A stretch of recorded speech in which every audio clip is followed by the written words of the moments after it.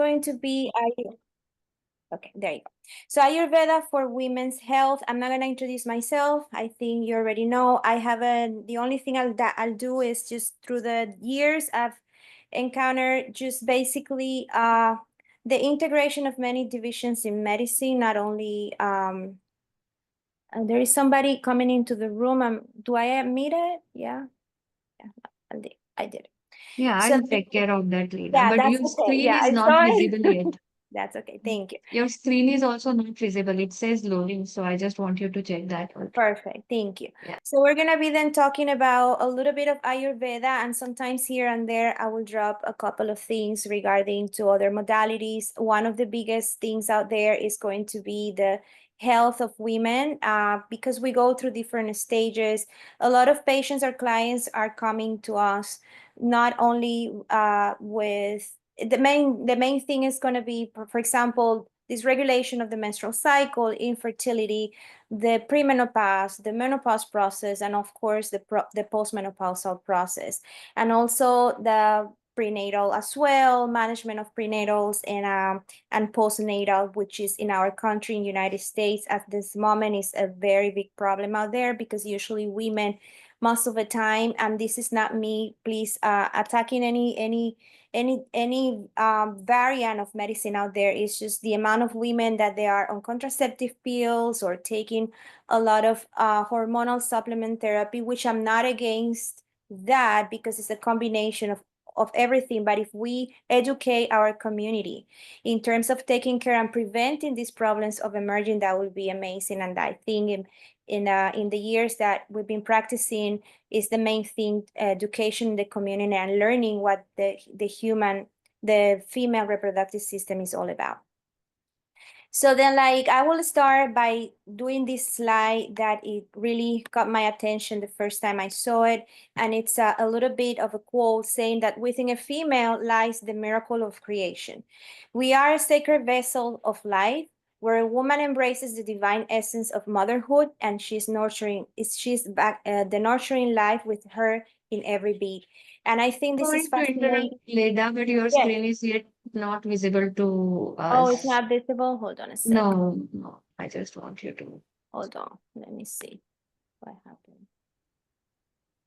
Do you see the PowerPoint or my face or No, both? no. The We, PowerPoint is not visible? no. It just says loading. Okay, let me just stop the share and share Yeah, it. you can stop and Yeah, reshare. let me do that.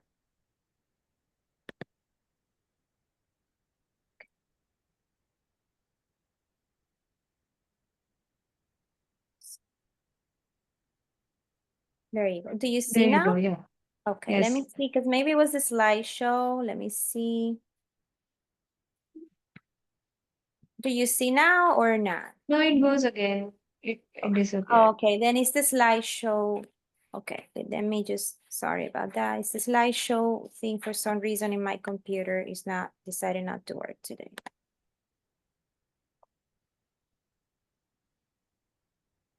There she is. Let me see if I can make this a little bigger.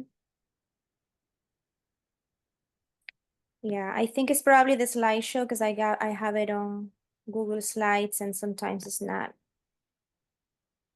There you go. So is that okay now?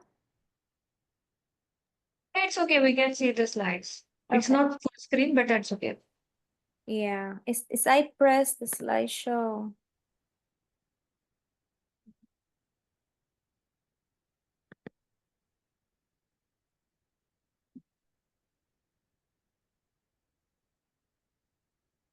No, I'm wasting time. Let me see.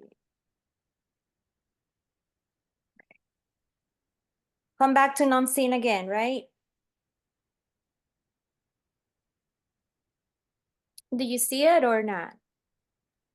Yeah, it's working now. Okay, perfect.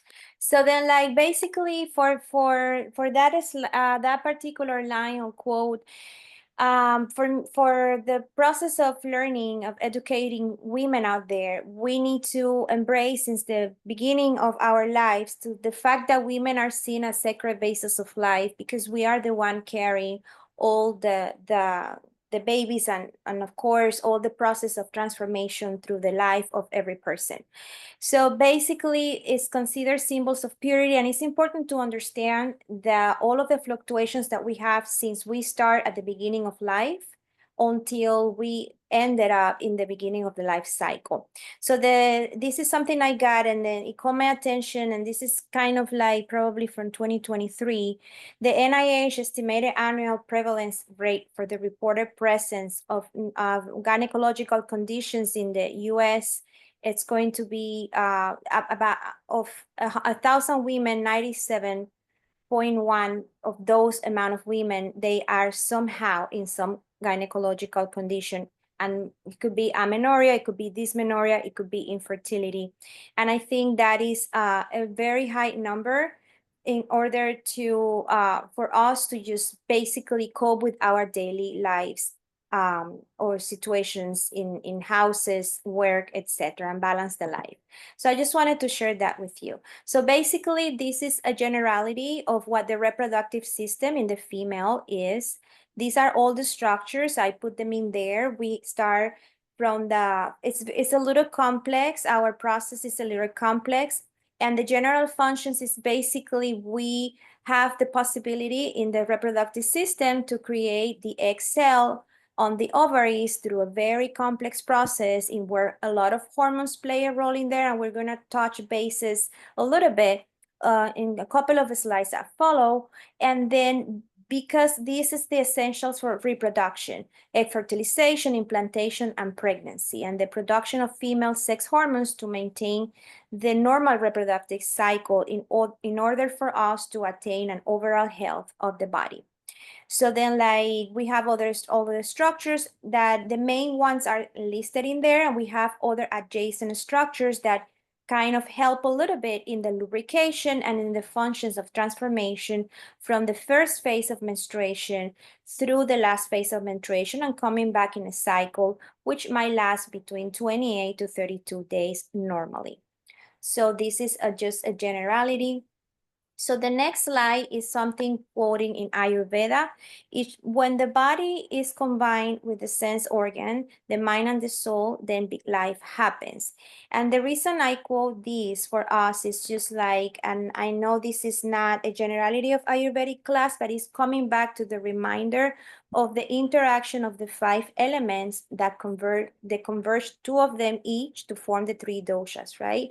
So it is important to understand that even though the reproductive system has a main participation of certain doshas, the 3 of them, they will play a role according to the phase of the menstrual cycle or the phase of the month that we are in. And it's pretty interesting because when you broaden your mind and you start studying other things besides Ayurveda as well, you will notice that they will correspond. It could be the phase of the moon, it could be in acupuncture and oriental medicine, the different elements as well. It could be the different hormones, it could be the chakra system. All of this is interlinked into a big web that allows us to form the most of the subtles of the tissues. And if you go back to your Ayurvedic training, so you will realize or remember that the Shukra Dhatu, which is the Dhatu that is the most refined after all of the other Dhatus, the 6 Dhatus before are created, so it will always donate some kind of elemental force or energy to the reproductive system. And the reason I'm quoting this is because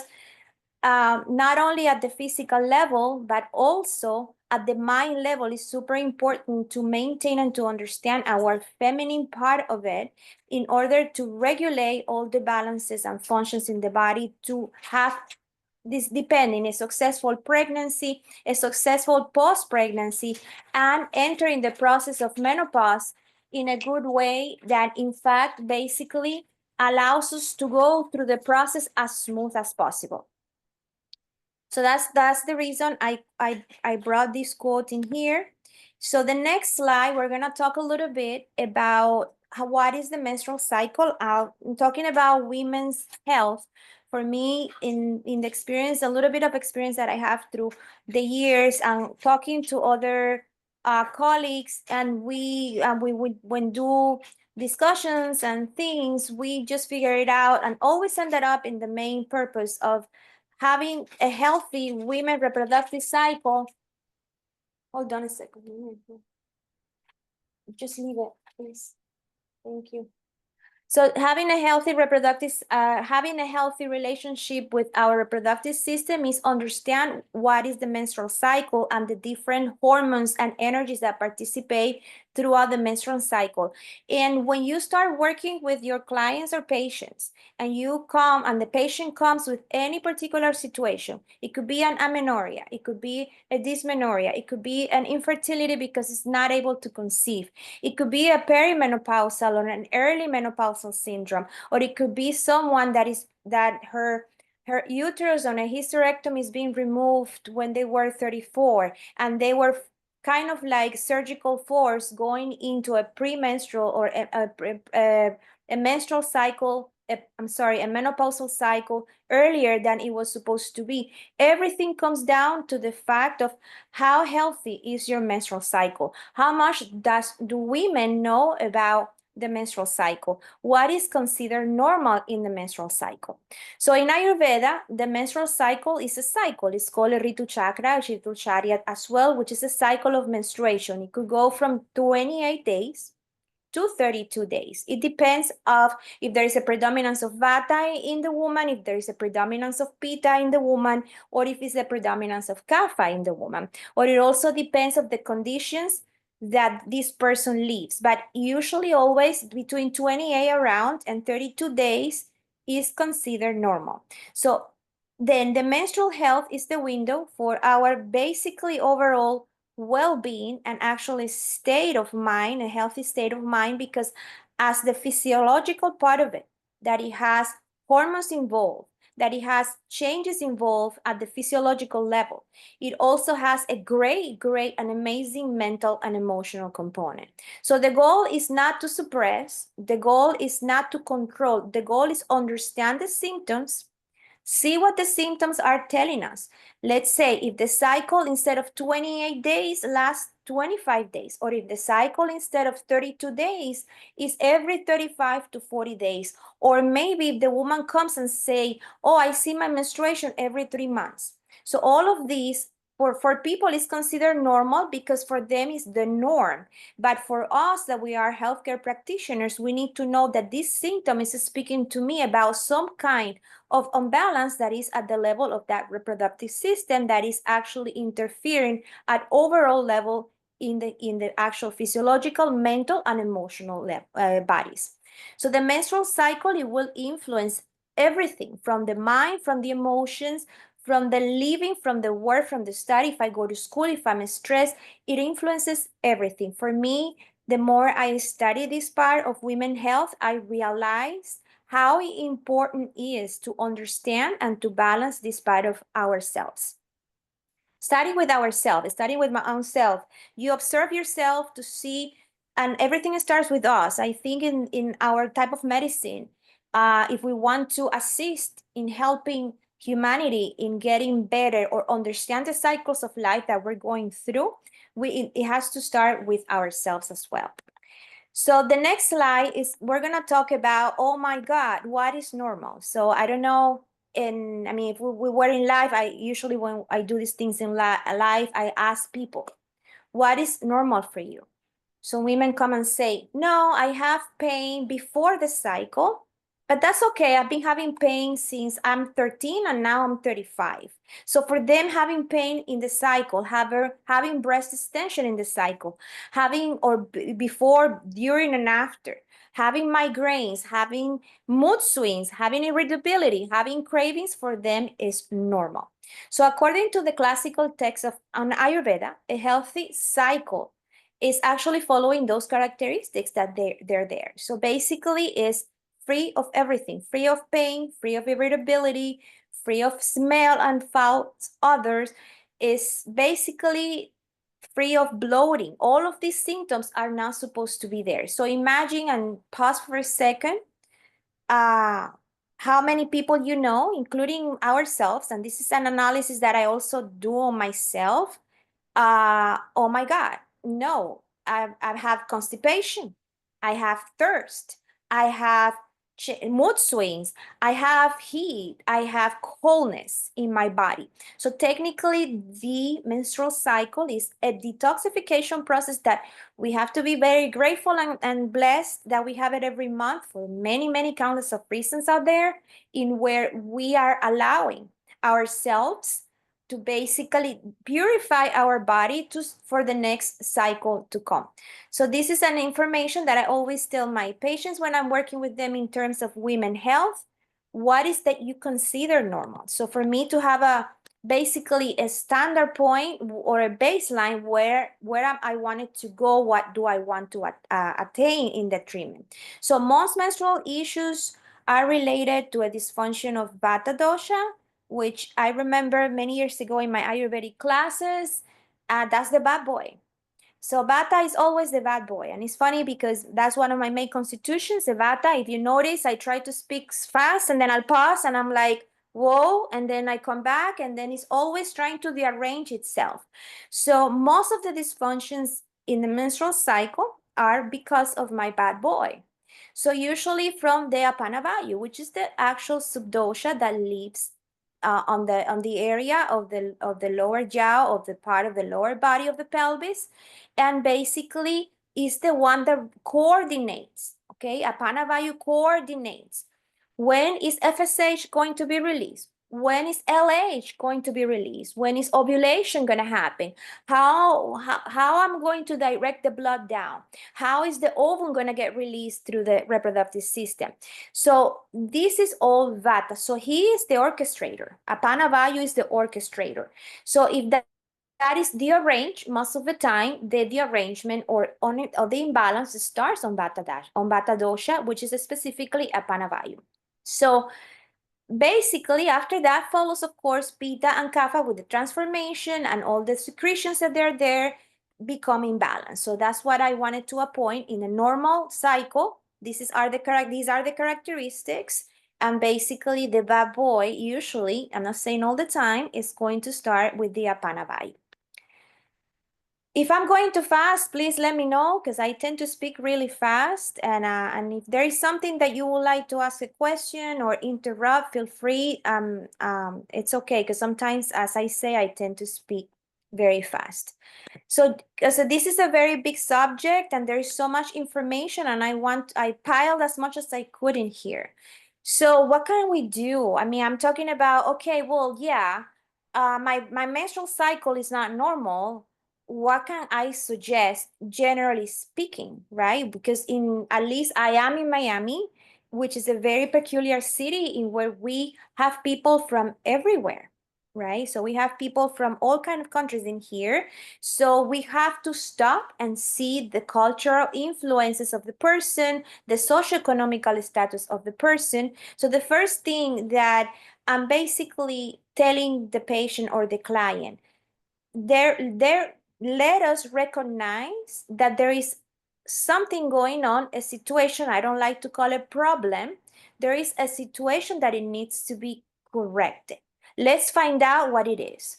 So there is an old method that I learned long time ago when I was a med student, which is how do I measure my menstrual cycle. It doesn't work for everybody, but generally speaking, we're going to talk about it later. And that's what I tell my women. Let's monitor this. Let's figure it out. What happened with your menstrual cycle?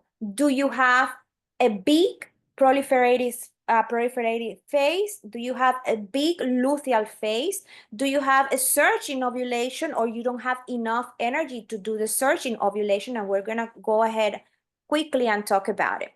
So recognize which are these changes, and sometimes, most of the time, I tell them, and I know it sounds like a long time, but I tell them I need you to monitor for about 2 or 3 months your menstrual cycle. Get a calendar. Some people, oh, but I have the app. The app tells me when am I gonna get the menstruation. My daughter is like, oh, I have the app. The app tells me when am I gonna get the menstruation.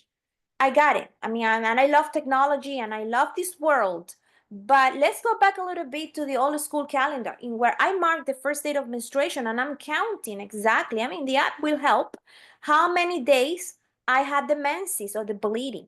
How many days since the bleeding counting backwards, 14 days, I have the ovulation. So let's measure these changes. So that will give me an idea of what kind of the arrangement is there. Yeah, most of the time it's a pana value, but I'm not gonna blame Bata all the time. So that's one thing. The other thing is listen and see and educate our people about different lifestyles and diet modification to allow the menstrual function to go normal and explain to them the importance. We live in a fast world. Uh, and then sometimes many years ago when I started the journey and I learned all of these things about dieting, kapha, pitta, vata diet, we have to cook the meal like this, we have to do this. It was overwhelming. So I have many patients that come to me and I say, I don't have time to do this. I don't have time. So it forced me to put myself in a position to rearrange my ideas and figure it out how to help them, because I'm not going to tell the what I cannot help you. Yes, I would like to help you, but let's figure it out according to the time that you wake up, what kind of work do you do, how many kids do you have, at what time you go to sleep. Around that, let's work it out. I work a lot with people in the healthcare system. They have night shifts, nurses and doctors, and physical therapists that they work hard, and massage therapists as well. So they do the job, they love the job. It's strenuous, yes. It's a lot of stress, yes. Myself, sometimes I go to sleep at midnight or at 1 a.m. in the morning, and I have to wake up at 5 a.m. to do my meditation, because if I don't do my meditation, then the rest of the day I don't function.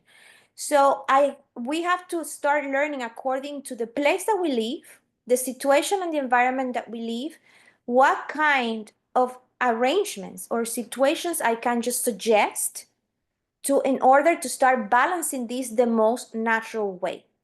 So then, like, basically there are cultural restrictions, there are food restrictions, there are sexual intercourse restrictions, there are activities. I know I have patients and clients that women that they go to the gym every day, and they, even when they are with the menstruation, I don't know what, am I so tired? I'm tired, I'm cranky. And I'm like, because you need to rest. So this is an education to put out there for them to understand what is happening in the body without giving them a lecture in medicine, because sometimes for some of them might be boring. Some of them are curious. Some others like, I don't need to know. You just go ahead and do your job. So then, like, in my head, we have to figure it out a way to give them the right outcome so they get better and they see the progress. So basically, menstruation is a time of cleansing. It's a time of rest. It's where all of our waste and excesses are going to move down, right, into the body, and requires a lot of energy. So that's why suggestion comes from, if you sleep 5 hours, try to sleep 6 hours. If you cannot sleep 6 hours because you gotta work and you gotta be called in the hospital because you're on call, go ahead, at least sit 5 to 10 minutes in meditation or in quiet breathing, or do the box breathing every day, so to calm down your sympathetic nervous system, fall into parasympathetic, to allow the panavayu to calm down. Visualize. There are so many things out there, and people will do it and they will get a little better, and until they start understanding that their priority of making themselves feel healthy and better is number one. Because what happened with all of us, that at least the one that we work hard in the healthcare system, we prioritize everything else but ourselves. So this is important. Understand that it's a time of cleansing, that everything is moving down, that we need to rest. And then if we can, we have a proper diet as well. So for me, one of the most amazing sciences I've encountered in my life is pranayama and yoga. I love yoga. I love Ayurveda, don't take me wrong. And it's funny because when I went to Oriental Medicine Acupuncture School, I spent there like 3 years and a half studying. Everybody will ask me, what is your favorite, Chinese medicine or Ayurvedic medicine? And even teachers. And I said, you know what? I'm sorry, but for me, Ayurveda is everything. And I don't know if some of you know me personally. If not, if some of you talk to people I know, they will say no. For her, Ayurveda is amazing. But more than Ayurveda is yoga. So for me, yoga is the science that heals everything. Pranayama is the science that heals everything. So if the person doesn't have time to cook a healthy meal, if the person doesn't have time to sleep, if the person doesn't have time to doing a lot of things, pranayama. Just do a pranayama. Do a pranayama every single day. Every single day. And the most important time for me that I've learned in another training of quantum healing and quantum medicine is as soon as you wake up, you open your eyes in the morning, you're still on alpha state of sleep. Take 5 to 10 minutes. Do a breathing. You can do a diaphragmatic breathing, you can do the box breathing, or simply listen to some guided meditation. As soon as you are awake, you in that transitioning time, you're still not in beta time or in beta awake state of mind. You are transitioning from the deep state of sleeping through alpha, through beta. That is alpha time, the best time to do it. And then I tell you, it makes wonders. And that's something I see myself and with a lot of patients. So if they don't have any time to do something else, do at least pranayama and concentrate in balance that apanabhai. So then quickly talking, these are the phases. I don't know if I'm going too deep, but I'm gonna drop the conversation out there. This is very, very complex. I put in there a summary of the things, how it happens. So the menstrual cycle has 4 phases. And why I'm so inquisitive in talking about the menstrual cycle? Again, for me, women's health, AKA healthy menstrual cycle. So 4 phases. The first phase is called the menstrual phase, which is basically the bleeding. That might last between it's about 1, 2, normally it's up to 4 days. One day is abnormal, not abnormal, but it needs attention. 5, 6, 7 days needs attention. It's around 3 to 4 days. So basically, this is ruled by Vata because remember, blood comes down and out. That's why the big suggestion, not having sexual intercourse during this time, because if you have sexual intercourse, the friction on the movement brings the apanavayu up. So blood has issues to calm down. So this is the time that you rest. This is the time that you hydrate yourself. This is the time that you be careful with the coldness in your feet. Be careful with walking barefoot on the cold floor because all of this will actually congeal the blood and is very subtle to calm down. So this is the time that if I never do pranayama, if I'll do it this time, just to bring apana vayu down and basically bring that blood flow down. And again, rule by vata. What is that telling me? Stress, rearrange vata. Anxiety, rearrange vata. Depression, rearrange vata.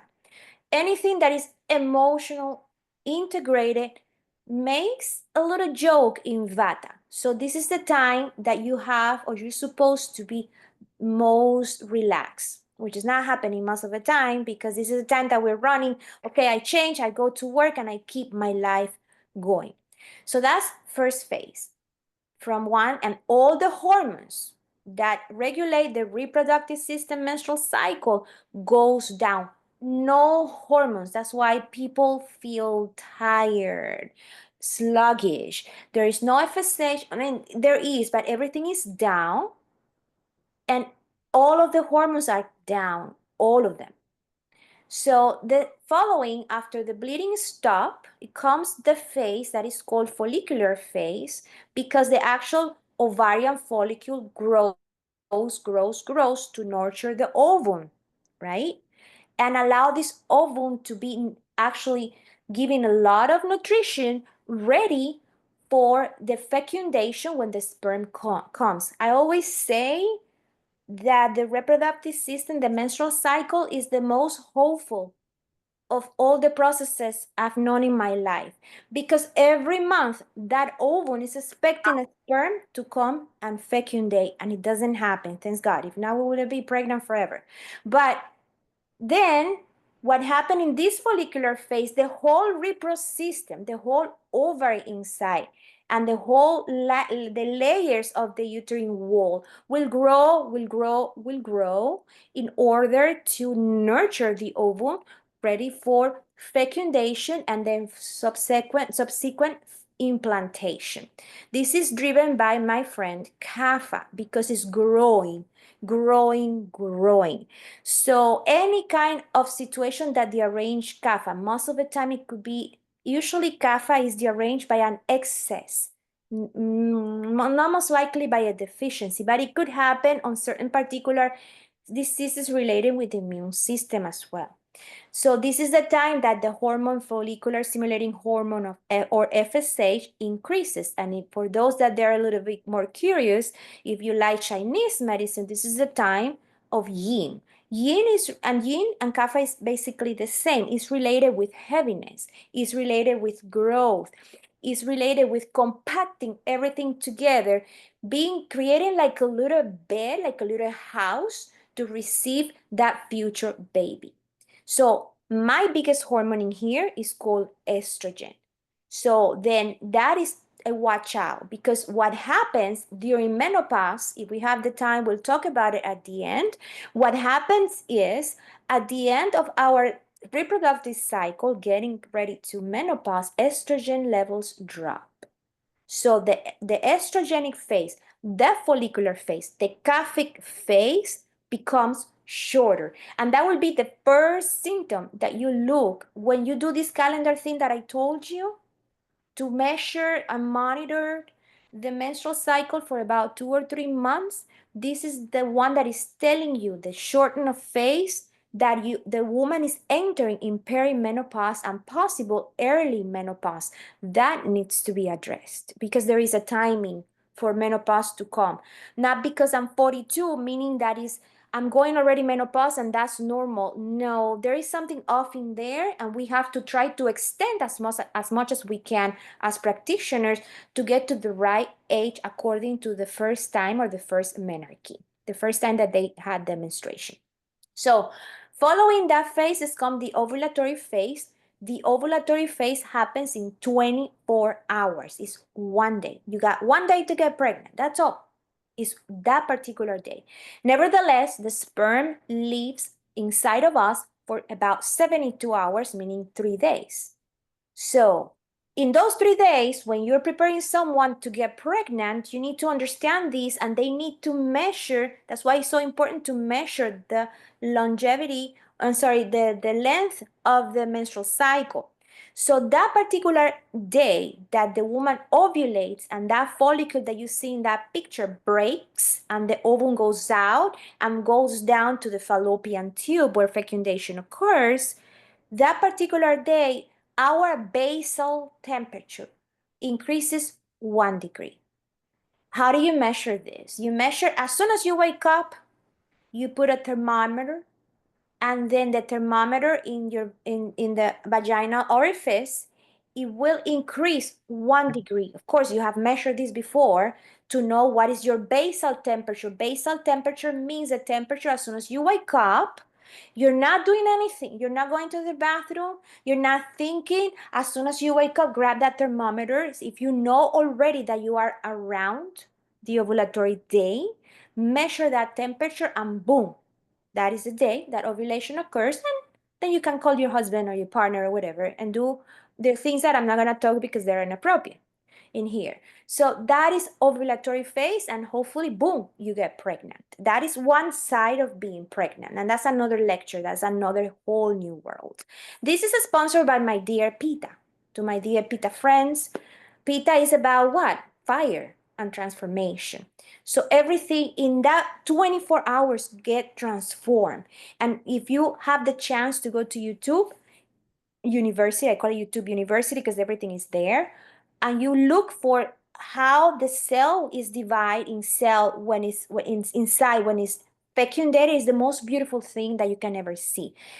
If you don't believe in miracles, look into that video, because let me tell you, what happens inside of that cell that we don't see with the naked eye, it is miracles. It's just amazing how fast division happens, how fast the transformation happens inside of a particular tiny cell, which is an ovum, that is at the same time traveling down, down, down to be implanted in the uterine wall. It is amazing. So that is Pitta in there. So the arrangement of Pitta, excess heat at the lower abdomen. That becomes a potential situation to either not occurs too much transformation and ovum get kind of disintegrated too fast, or less heat. It doesn't mean that there is not enough enzymes, proteins, and substances that will allow this transformation to happen. It is very subtle, and it happens in one day. So this is when basically is calling, for those curious, in Chinese medicine, the yang energy, the energy that woof, brings everything up. Okay, I'm here, woof, I'm here. Suddenly, into less than 24 hours actually. I'm here growing slowly because of kapha is there in the follicular phase. Then about 14 days later, boom, that's ovulation. Breaks the follicle, ovum goes out, and then if it doesn't get fecundated, it goes down and go into the fourth phase, which is the luteal phase, led by my bigger progesterone, which is a very big thing out there, very big deal out there with menopause. So that is also a pitta phase because it's a lot. The three doshas are involved in there. I put pitta, but the three doshas are involved in there. It's a lot of transformation going on in the body. So then, like, basically, that is something that when I take you back to the calendar that I told you to monitor for 3 months about the length of my menstrual cycle, the luteal phase, which is the phase just right before the menses, is always fixed in the same amount of day. It only lasts 14 days. That's how I know when am I gonna get in ovulation, and then if my follicular phase is shortened. So this is a little bit of background out there that it tells me that how am I going to basically monitor the menstrual cycle. So I don't know if you guys have any questions. I mean, there is a lot to talk in here. I don't know if you have any questions, and if you monitor this very well, you actually will go there and help your patients a little bit more. So these are just basically information that you have there, that you can take a picture if you wanted to. What happened during the menstrual cycle, we spoke about it. And these are things that before we go, because we have a few minutes remaining only. The dosha influence on the menstrual cycle.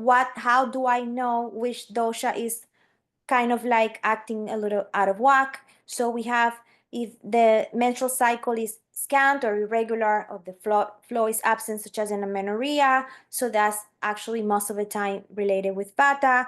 So look into the person to see if the person have insomnia, which is one of the main causes, or if it's in the influence of under a lot of stress.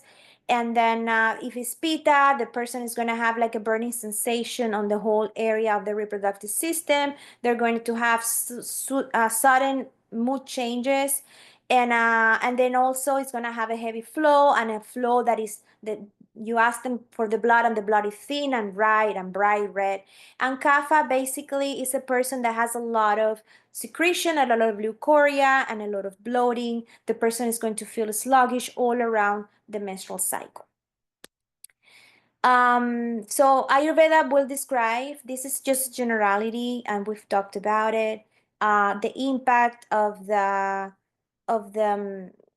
socioeconomical status of the women out there, how the chronic burnout that we have, how can we help them to understand this and help them to cope according to their actual personal situation.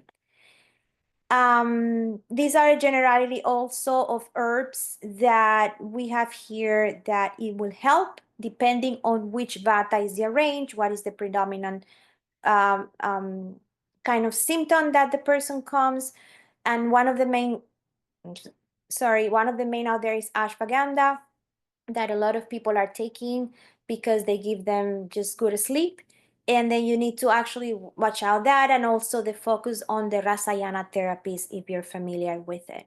So in order to prevent the menopausal and just to make the transition better, everything we do in young time, like when we are after we get the period and we go through that teenage time, because it's an adjustment. The first, let's say a girl got the period at 12, and it has like about 5 to 6 years to adjust the system. After that, that we enters in the mature phase of a young adult.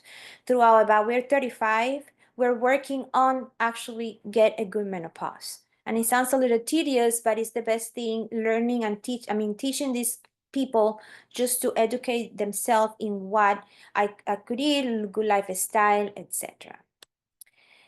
And these are just to finalize. So these are basically commonly used Ayurvedic therapies that I drop in there. For, as I said, the most important one are the Rasayana. There are countless of herbs out there that it will help you with the Rasayana according to what the person is. I love the Nasya. The Nasya therapies are very good because it calms down a lot the nervous system, and calming the nervous system will calm the neuroendocrine system. So basically, thank you so much for listening. I'm so sorry. I try to rush as much as I can because this is a huge, huge subject, and it's a lot to talk. I don't know if you have any questions. I'm very happy to answer them. Floor is open for questions. If you have any questions, please go ahead.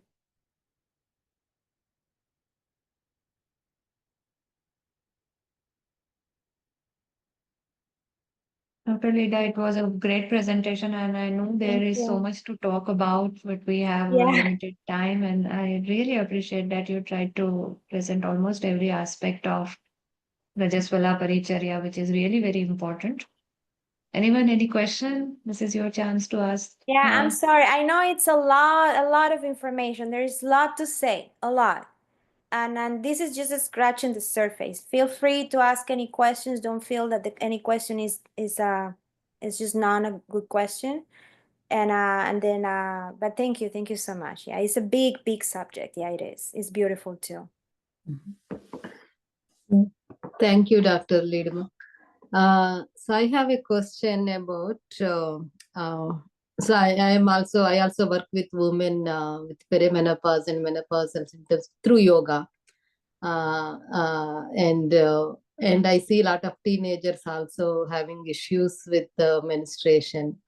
And as you said, just having a 2 days period, just bleeding for 2 days, uh, and it is normal. Like they actually have pain throughout the menstruation, and they consider it being very normal, and they're just it's like a part of life kind of a thing. It became. So that's when education becomes very, very important, like educating them about the good menstrual health and all that. How basically it impacts over the time, how it impacts the hormones, and how it can lead to other health concerns and all that. And so I have my question is, so when you have like someone with, I don't know what the scientific terms are, like the blood clotting, like the when the bleeding is like a clots, like it could be a kappa kind of a thing. So how do you work with that condition? Any Thank you so specific much. You said, how do you say your name? Shuba, Dr. Shubha? Shuba. Shuba. Nice to meet you, Dr. Shuba. Well, that it depends again, because remember, we have to do like a whole analysis. Most of the clotting, it could be related with kapha. Yeah, I agree. It's an Mm, excess of AMA. If it's a mm, teenager, warm water, warm water. Warm mm, water will do just to clean the system, because sometimes giving a teenager that is 13, 15 too many herbs, it mm, might kind of like work a little bit off in their system. For mm, them, it's easier than us that I'm 48, so it's easier. Me, I would have to take so many formulations to actually arrange my repro system. But for them, is they're going to eat trash food out there. mm. We cannot change that. Okay. So Yeah. they're gonna go to Chick-fil-A, they're gonna go to Wingstop, they're gonna go to McDonald's. I did it. So I don't do it now because every time I go to McDonald's, I don't go for now, but I'll be like, "Ugh." So I go in diarrhea the whole night. So I don't do that. Mm, But we can change them? No. But mm, I love, and my daughter is a Gen Z generation. So quickly, is three things that I like about warm water. If they can add lemon, and they like the lemon, the lime, just to detoxify the system. mm, Second, I'm not very happy or fun to give them ashwagandha because I think ashwagandha has a high level of testosterone in it and estrogen as well, so they don't need that. But it depends, but they don't need to take care. Warm water, breathing. Warm water, breathing. And yoga. They love to do yoga. The teenagers love yoga.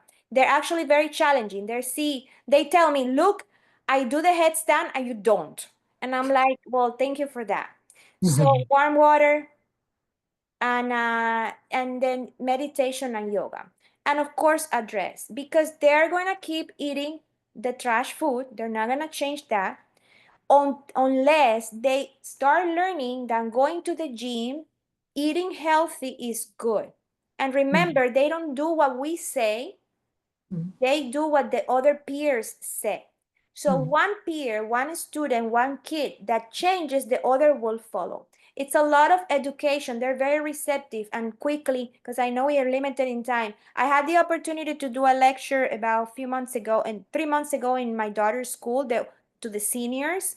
And you'd be surprised how Nice. much Yeah. they know about this. They were like, oh my God, functional medicine. Oh my God, quantum medicine. Oh my God, do you believe in aliens? And I'm like, oh, we're not going to talk about that. But then warm water and yoga. Those poses that you know, like all the poses that they're pelvic openers.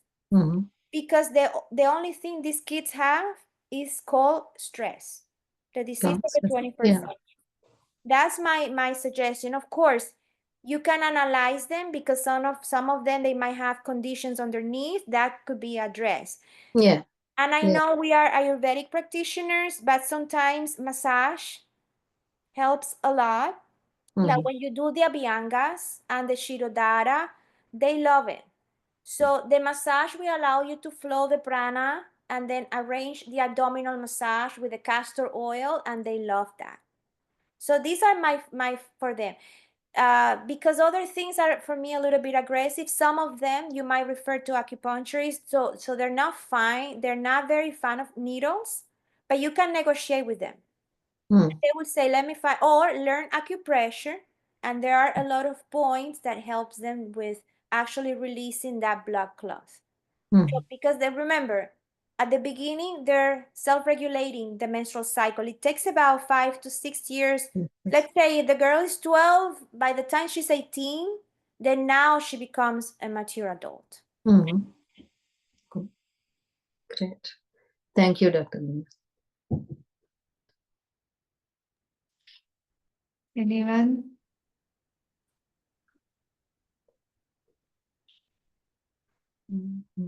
Don't be shy, ask questions. Don't be shy, because I know we have questions. I have questions all the time about my life.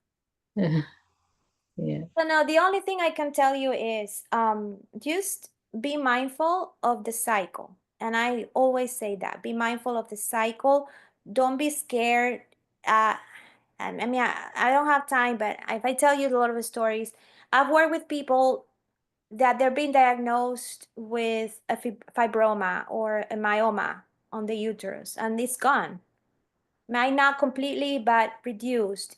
Because it's all about, remember, is what is the myoma, is an ama, right? Lodged into the uterus. So once you start doing massages and several techniques, it's gone. I've worked with people with PCOS, with polycystic ovarian disease, the same. The most problematic is infertility, because remember, infertility is not only the woman, it's also the man, the other counterpart, because right now we have to think right? We have to think in the sperm donors and all of these. And it's also a contract that the child that is coming, that's another science of yoga over there, and a little bit more bhakti. And so the child has kind of like, not a contract, but has an agreement, right? With these parents to come. Some people might want to get pregnant and they're fixated and they go and pay thousands of dollars for in vitro fertilization. It doesn't work. And the moment you deviate that attention for the in vitro and then regulate the whole dynamic of the family, 6 months later, boom, she's pregnant, right? And in pregnancy, and that's another subject for another lecture, it's the whole new thing. It has not only to be with the menstrual cycle, it has to be with implantation, if the pregnancy, because you can get pregnant, but is it successful through the 9 months, right? And we all want to have a baby, so which is very nurturing. So what kind of situation is going on in that uterus that allows, because most of them miscarriages happen in the first trimester and they lose the baby. And it's an emotional impact for them because it feels like a loss. So you got to work around the corner too. So, but it always come down to the menstrual cycle. Always, I mean, always bring me back to that. Thank you again, Dr. Leda. Yeah, as women, we need to understand our superpowers as well as we need to understand that we also need break. We are delicate human beings. So respect your feminine aspect also. It was wonderful. Thank you everyone for joining webinar tonight and see you in next month. Namaste. Thank you. Thank you. Thank you.